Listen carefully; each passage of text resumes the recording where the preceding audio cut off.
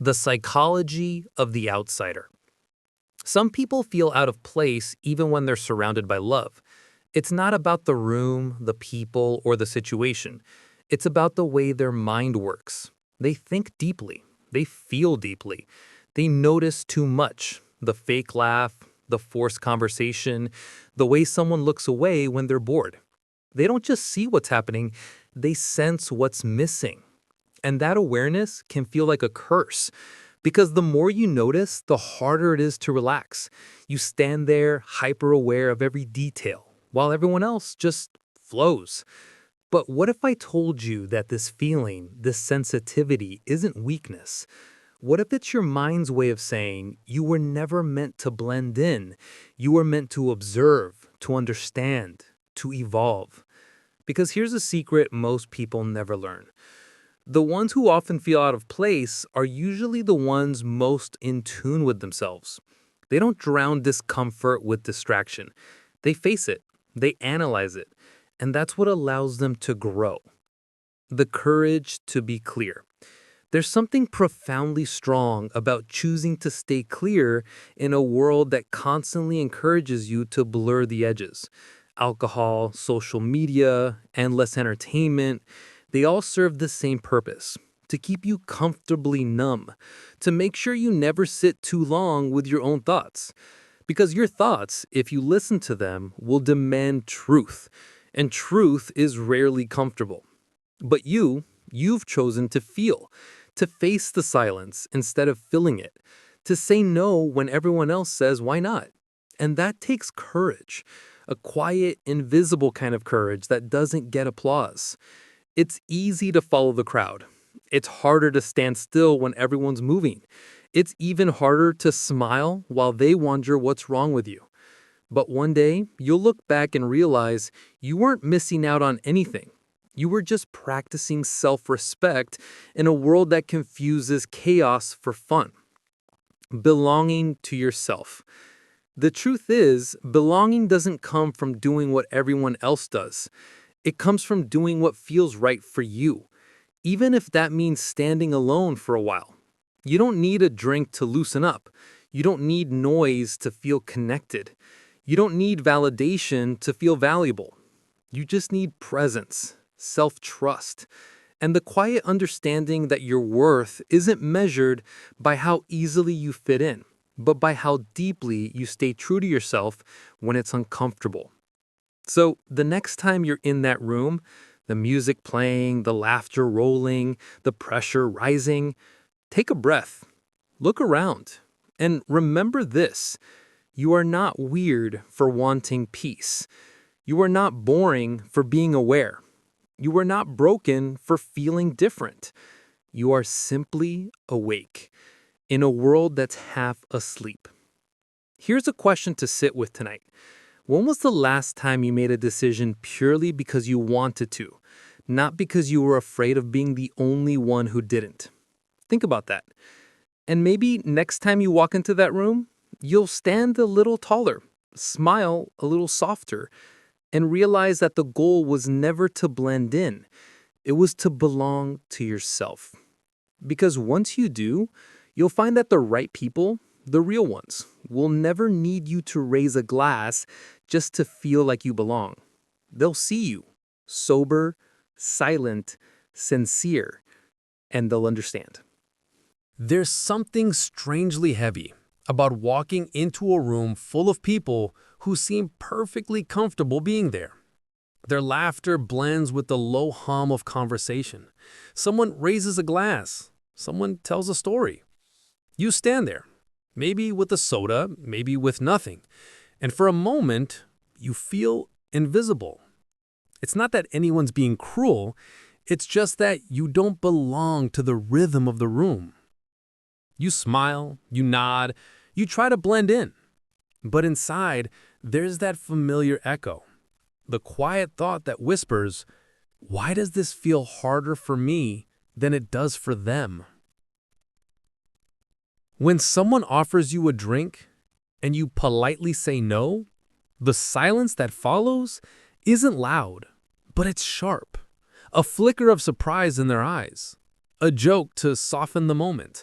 Then that glance, the one that seems to ask, "Are you okay? Are you one of those people?" It's strange, isn't it? How something so simple, a drink, can become a symbol of belonging. How one word, no, can suddenly draw a line between you and everyone else. We live in a culture where alcohol isn't just a drink. It's a language, a ritual, a code that says, "I'm one of you." You drink to celebrate. You drink to unwind. You drink to forget. And when you don't, people notice. But here's what most people never stop to think about. Sometimes the person saying no isn't judging anyone. They're not trying to be different. They're not trying to stand out. They're just tired of pretending. 4 phases of sobriety. For some, it starts with awareness. No trauma, no addiction, no dramatic story. Just understanding. They've read, they've observed, they've felt the subtle shifts that alcohol brings. The foggy mornings, the restless sleep, the loss of control that hides behind the laughter. They crave clarity. They value peace. They choose to protect their energy, their mind, their body. Not because they're better, but because they finally learned to listen to themselves. For them, not drinking isn't rebellion. It's respect for their own boundaries, for their own focus, for their own version of happiness. They've realized that the real confidence doesn't come from what's in your glass, but from being comfortable with your choice. Then there are the ones who carry pain in silence. They've seen the dark side, maybe in their family, maybe in themselves. They know how easily a drink can turn into dependence, how laughter can turn into chaos. For them, sobriety isn't an opinion. It's survival. Every time they say no, it's an act of strength, a quiet defiance against something that once took too much. And yet they're often the ones most misunderstood. People say, "Come on, it's just one drink." But they know that for them, one can become two, and two can become a spiral. They've learned the hardest truth of all.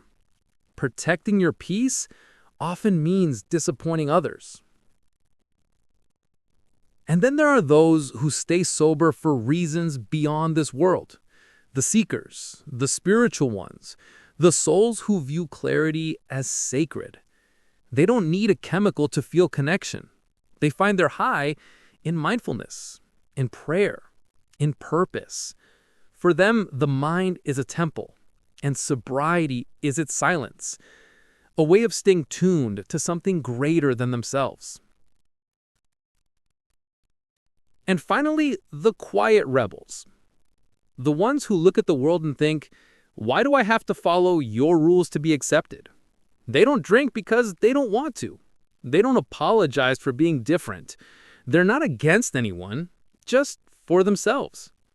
Their refusal is a statement. I don't need to be like you to belong here. It's not arrogance. It's authenticity. The hidden cost of fitting in.